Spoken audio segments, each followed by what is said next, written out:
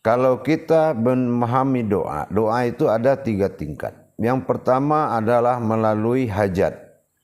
Hajat itu kita mempergunakan jasad untuk bersuara. Yang kedua adalah dengan cara bermunajat.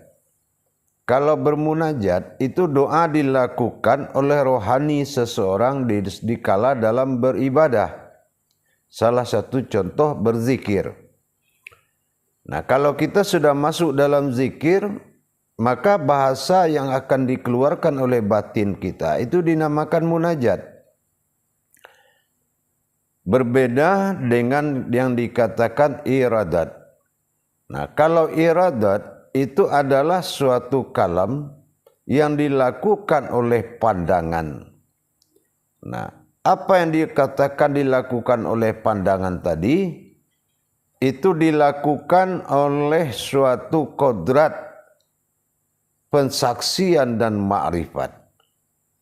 Bagaimana caranya kita untuk memohon kepada Allah perantara pensaksian dan ma'rifat?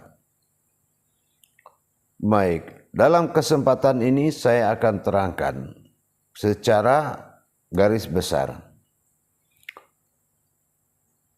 Kalau kita katakan ada bahasa ma'rifatullah, berarti berma'rifatlah Allah atau melihatlah Allah.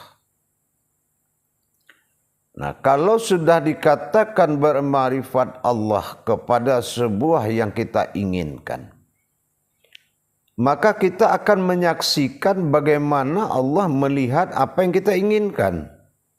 Ini yang dikatakan tingkat iradat. Bermakom ma'rifat.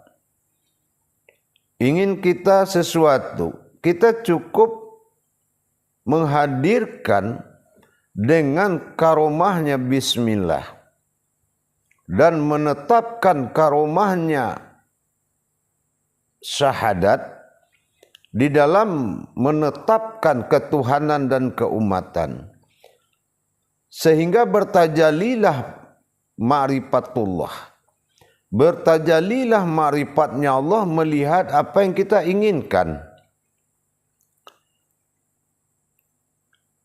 Kalau sudah Allah melihat apa yang kita inginkan, maka kita akan menyaksikan dikala keinginan kita itu dilihat oleh Allah.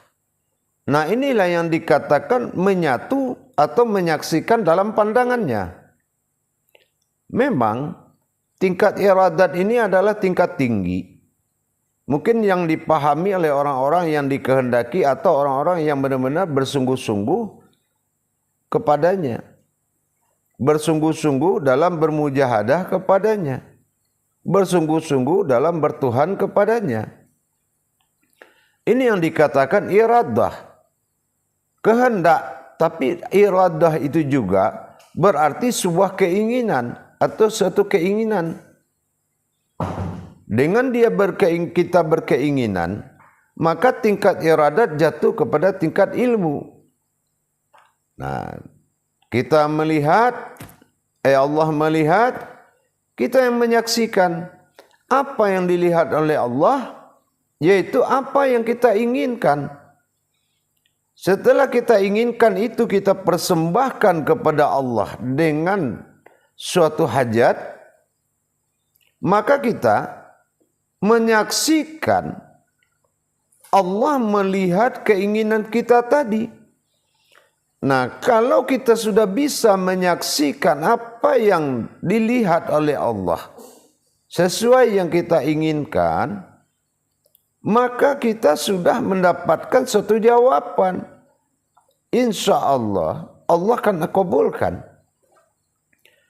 Tapi kalau kita sendiri tidak bisa melihat, Allah menatap pada diri kita tentang apa yang kita inginkan.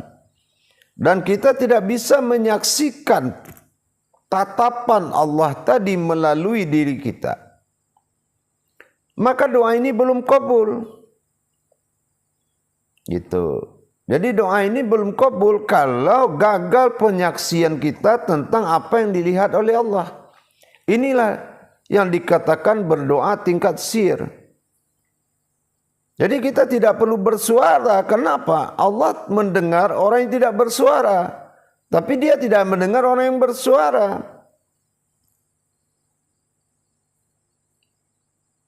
Begitu jemaah. Inilah yang dikatakan dengan sifat daripada an-nazirnya Allah. Ini juga yang dikatakan Allah bersifat wujud pada sirnya sendiri. Jadi kalau sudah ke makom rahasia itu kita berdoa, dengan kita hadirkan melalui kodrat-kodrat daripada bismillah, ditetapkan dengan syahadat,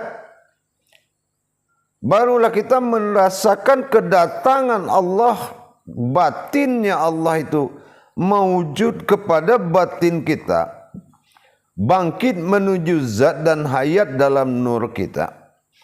Begitu kita buka mata, kita melihat apa yang ditatap oleh Allah, yaitu sebuah doa yang kita inginkan tadi. Apa doanya yang kita inginkan, itu yang kita perlihatkan kepada Allah. Kalau kita sudah bisa mengalami itu, berarti insya Allah doa kita sudah terkabul. Ini pada tingkat iradat. Berbeda dengan tingkat munajat. Kalau tingkat munajat, ada sesuatu dalam fana yang kita inginkan, yang kita akan sampaikan kepada Allah dalam masa fana. Fana itu dikala diri tidak memiliki sesuatu hukum kemanusiaan, atau dikatakan tidak berdarah, tidak berurat. Maka di situ kita memiliki suatu keinginan, maka kita sampaikan dengan batin kita. Nah, itu namanya munajat. Kalau hajat sudah pasti perantara jasad. Para jemaah, para hadirin yang dirahmati Allah. Jadi kalau disebutlah maujudun ilallah itu dalam berdoa, artinya nunnya hidup, hayat, berarti kita bisa menyaksikan. Nah, makanya la maujudun illallah itu sudah kalam hayat. Beda dengan kita menetapkan kodrat batin dalam la maujudun illallah. Maka dia akan berubah menjadi la maujud illah Allah. Itu sudah beda. Pendirian makomnya sudah beda. La wujud illah Allah. Kedatangannya itu sudah kedatangan maujud. Tapi tidak hayat insan.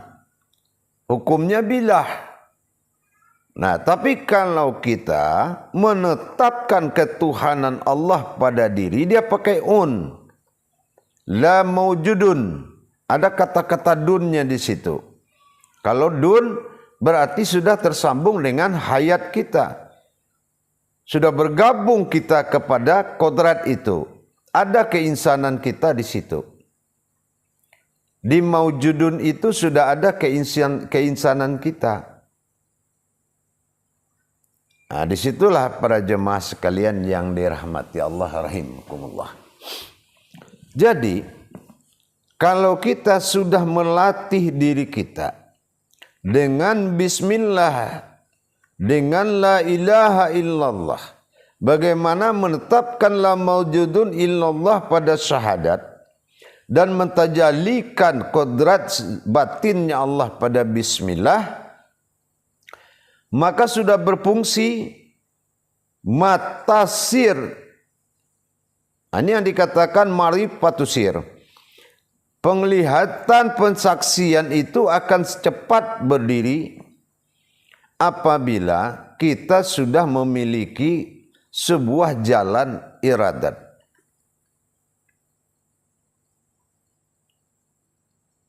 Hadirin pemirsa yang dirahmati Allah.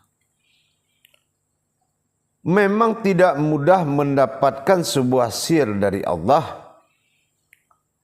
Tapi tidak mudah, yang dimaksud tidak mudah itu kalau kita belajar melalui sebuah keyakinan.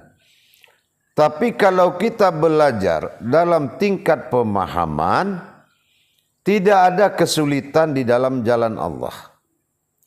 Tapi melalui pemahaman. Tapi kalau kita hanya belajar melalui keyakinan, ya kita sudah tahu kalau keyakinan ini dia akan hilang, timbul, hilang dan timbul. Untuk mencapai isbatul yakin itu kan tidak mudah, butuh waktu, butuh proses. Tapi kalau pemahaman butuh keputusan hati, butuh keputusan diri. Kalau masih ada keraguan itu di dalam pemahaman, maka ini tingkat khawatirnya, tingkat keraguannya sangat tinggi. Maka jangan coba-coba kita memiliki sifat keraguan dalam pemahaman. Kalau paham berarti kita sudah tidak ditawar lagi. Paham ya paham.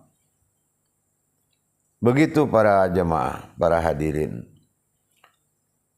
Kembali kita kepada Ma'rifatus Sir tadi, yaitu tentang iradat. Iradat itu bisa dilakukan ke tingkat ilmu.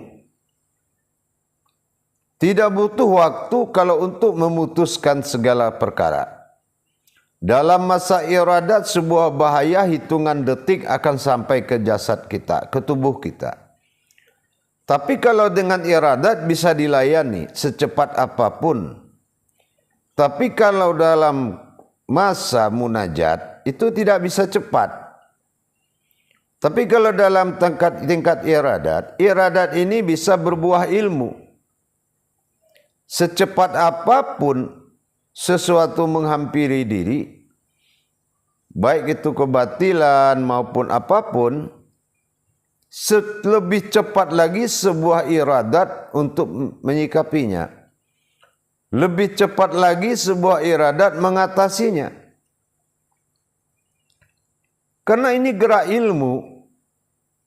Makanya kalau kita berdoa dengan kemampuan iradat, ini kaji dirinya harus bagus. Kaji dirinya harus mantap. La maujudun illallahnya harus benar-benar. Benar-benar kita tidak memiliki lagi dua prasangka, jangankan satu prasangka. Tidak ada lagi prasangka apapun kalau sudah iradat yang berbicara. Itulah keindahan Allah. Dengan segala kemampuan dan kekuatan kita, Allah melayani dengan tingkat kodratnya yang ada dalam diri kita. Allah layani kodrat-kodratnya semua, asal tidak keluar dari tauhidnya.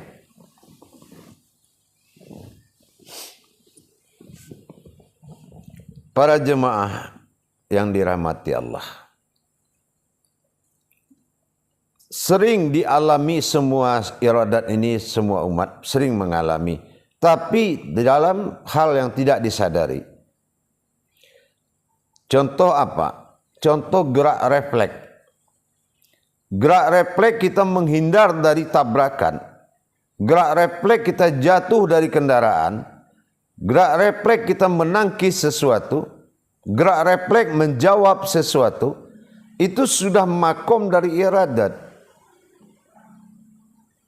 Ini sudah makom dari sebuah iradat. Bukan itu tidak disengaja. Mana ada sebuah jasad bergerak tanpa disengaja. Tapi tidak kita sadari atau di bawah alam sadar kita.